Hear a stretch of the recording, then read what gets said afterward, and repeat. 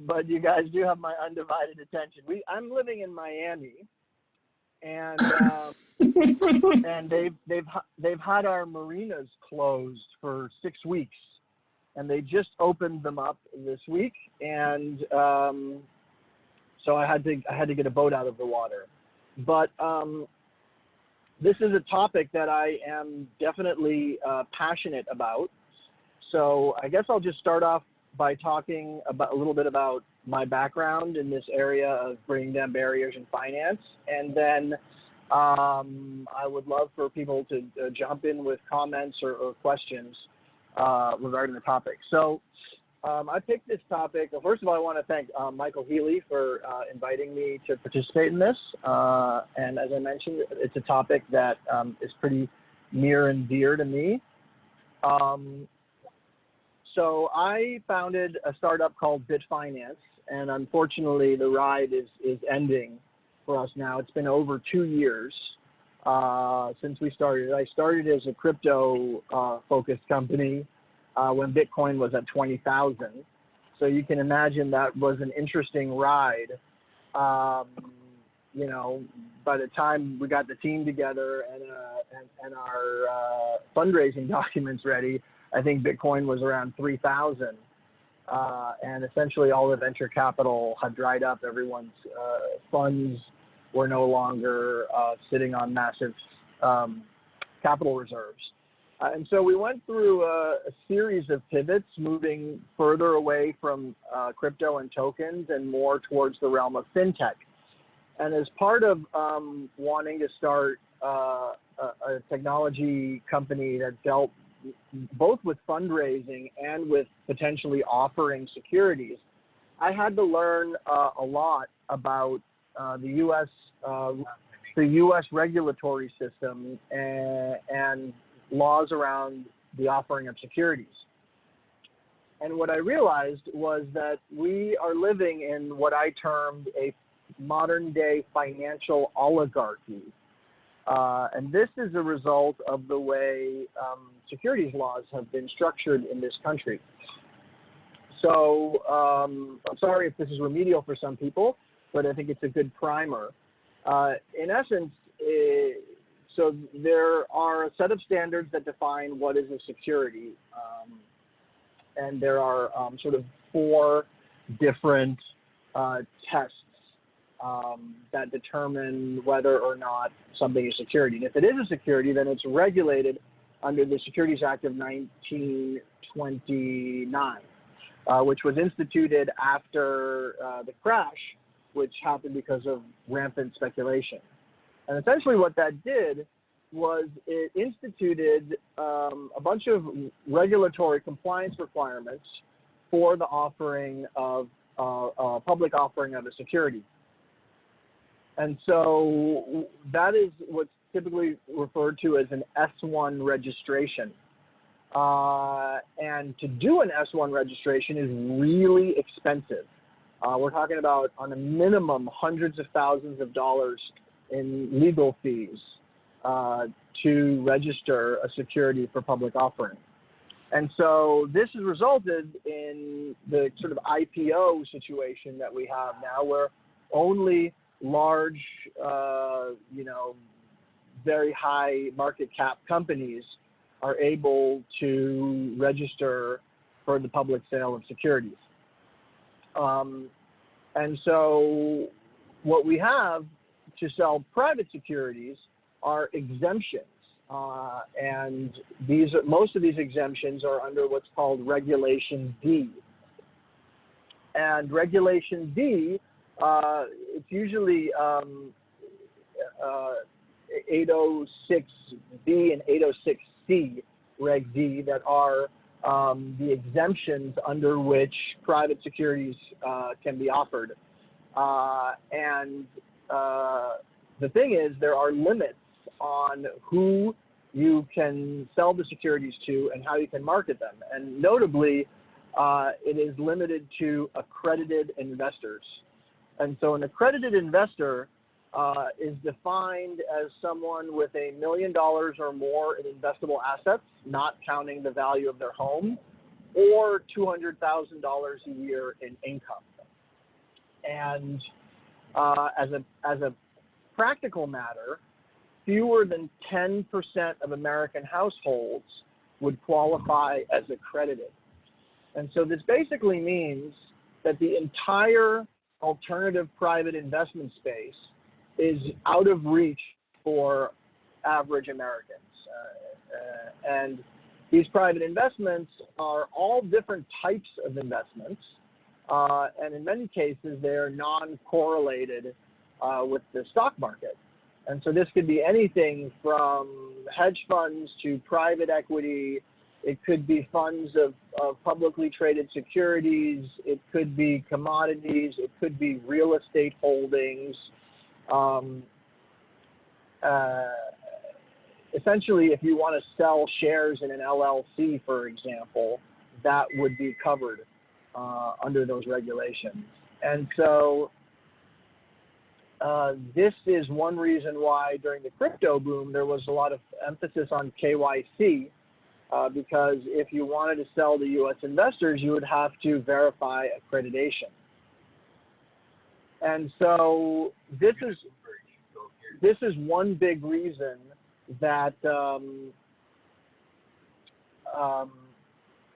that we have the amount of financial disparity that we do in this country and around the world, because essentially the only investments and securities that are available to average investors are publicly traded stocks and bonds. It's actually quite a small segment of the total universe of financial instruments. And so that is something that we sought to remedy through BitFinance. We incorporated as a public benefit corporation in the state of Delaware. If you're not familiar with the PBC, it's essentially Delaware's version of a B Corp. But a B Corp is actually regulated by a company, and there are measures you have to comply with in order to become a member of that organization, whereas a public benefit corporation, you just have to have a mission and file updates on that mission with the state of Delaware. And so we incorporated as a public benefit corporation with the mission of democratizing finance. And the product went through several pivots and iterations, and where we ended up, which unfortunately we were not able to bring to market, but is still, I think, a billion-dollar unicorn idea when the fundraising environment is right for it, is to create a secondary marketplace for these privately traded securities. Because after 12 months, a restricted security is no longer restricted.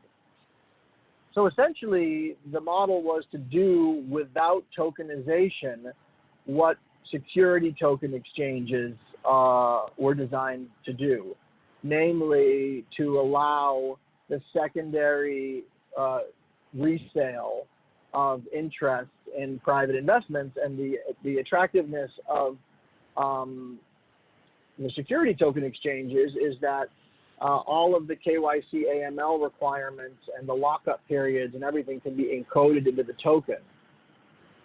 But after 12 months, those securities are no longer restricted, and so they can be sold on any open markets to accredited and non-accredited investors. The problem is there are no secondary markets for those types of securities, and so that struck us as a big opportunity and one we were trying to capitalize on,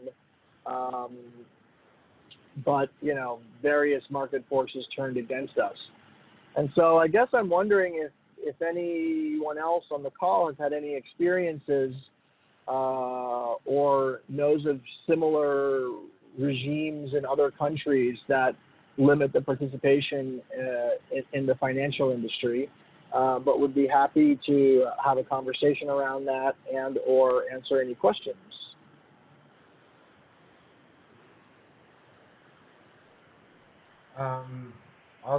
I'll say something. I ran a quant hedge fund, or I tried to build one in London. I'm Canadian, so similar experience where at least in US, you can run a private investment scheme under 25 million.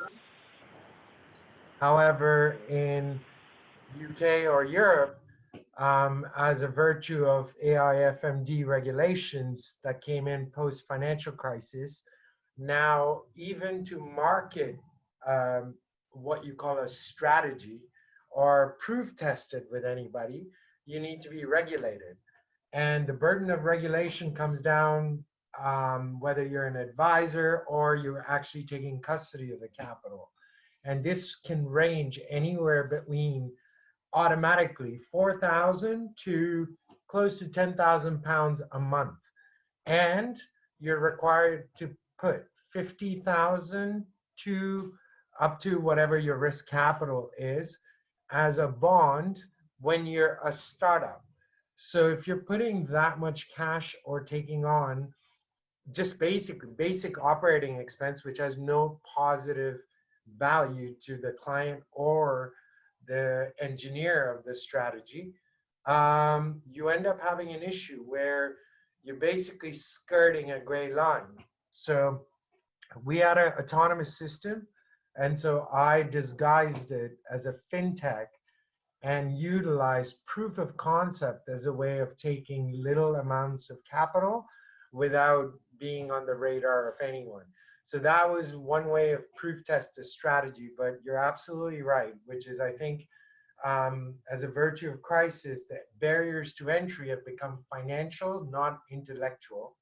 And it doesn't matter what your comprehension of risk is, as long as you have money to pay for it, it's fine, which I think is completely opposite to what caused the crisis, during which time I was a derivatives trader at RBC. So I completely agree with you where I think the inefficiency is being driven by policies, and it's now drilling down to private markets as well, because venture capital space has become more institutionalized, just the way hedge funds have from the 90s, be it on crypto or any other securities. So that was my experience over the last, say, 5 years. So that's fascinating. That's another example of where the regulatory scheme is just set up in such a way that in order to enter the market as a fund, not just as an investor, you are precluded by insurmountable financial hurdles. That's really interesting. Does anybody else have similar experiences they'd want to share?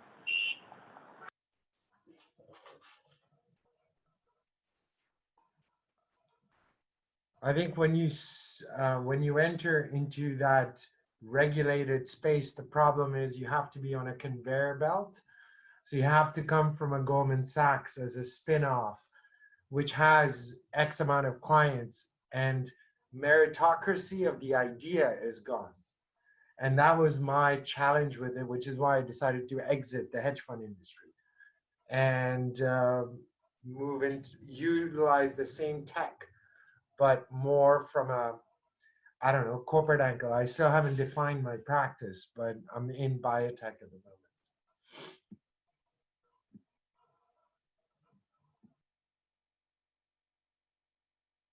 You pivoted from a coin fund to a biotech fund? Yeah, so I mean, for us, our strategy required liquidity, and what we were doing, we're quantifying, utilizing prices or price movements from various different angles as a proxy against behavioral lag.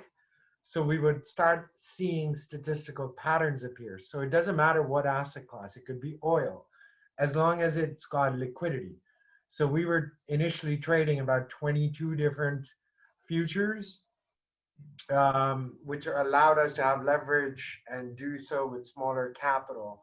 But it could have been applied to crypto if the ability of shorting it was there, so that the equilibrium could be obtained in a quick manner. Call it a reversion process, for example. Having some audio difficulties. Can you hear me? Yes, we can.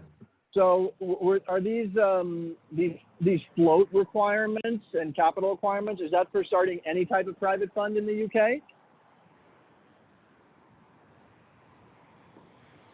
Yes. It's not a UK directive, it's a European directive, which came down, and the second wave of it actually attacked um, derivative pricing, price disclosure, as well as research. So if you were selling research or buying it, you had to disclose. So each portal of the information of the equation now costs money, which is unnecessary overhead. So someone's got to fork it. Yeah, I mean that makes it virtually impossible to start a small fund. The financial requirements. Are those recent developments?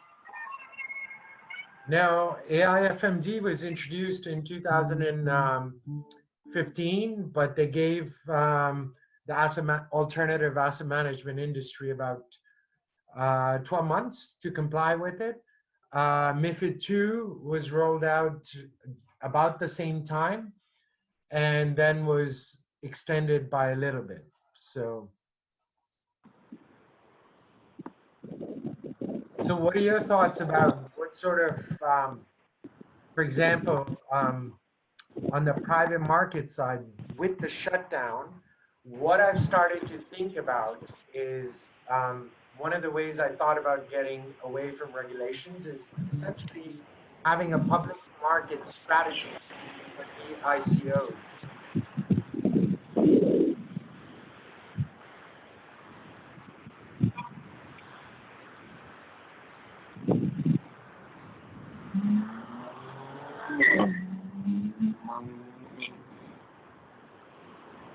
I lost the audio there.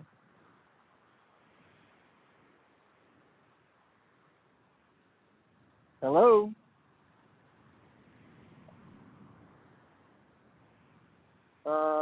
We lost your audio. I think we're here. Oh, okay, I can hear you now. Yeah. No, I was saying Securities Commission, SEC, came down against ICOs saying they had an issue about the underlying value derivation process. So one of my thoughts going forward again, if ever, into public markets would be to unitize the yields of trading into an ICO.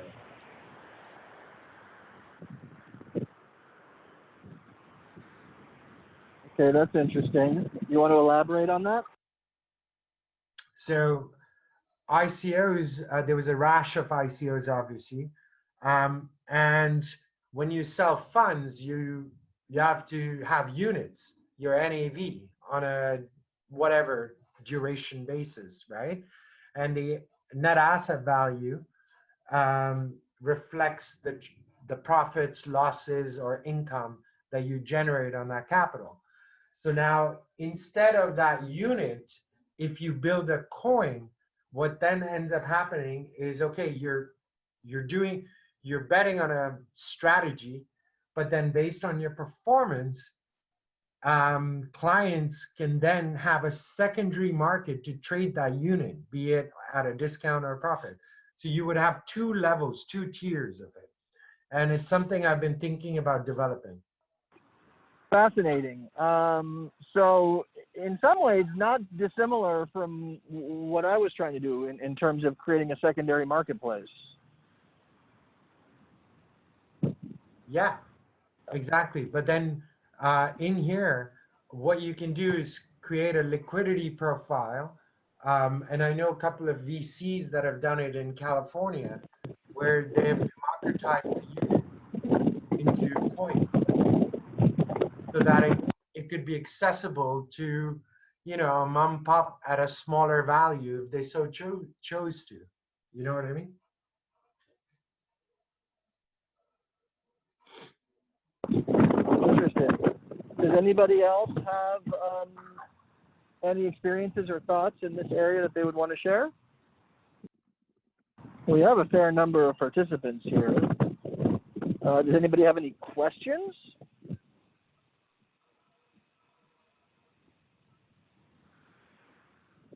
So I'll ask. In U.S., there's a further issue between states.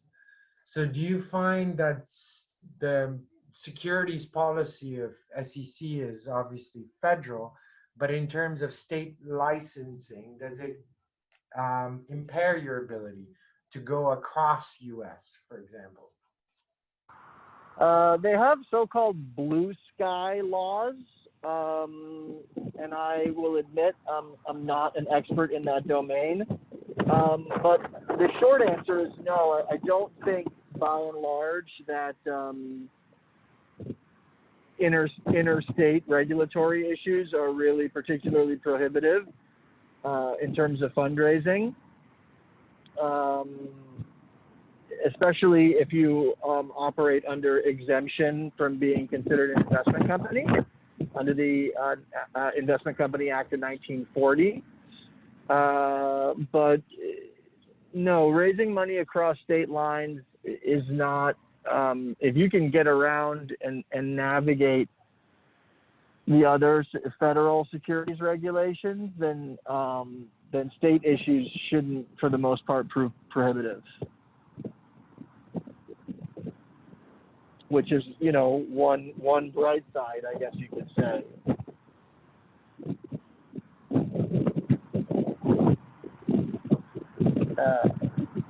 And I think the other point that I can talk about a little bit is that the United States Congress did take some measures to try and democratize access a little bit.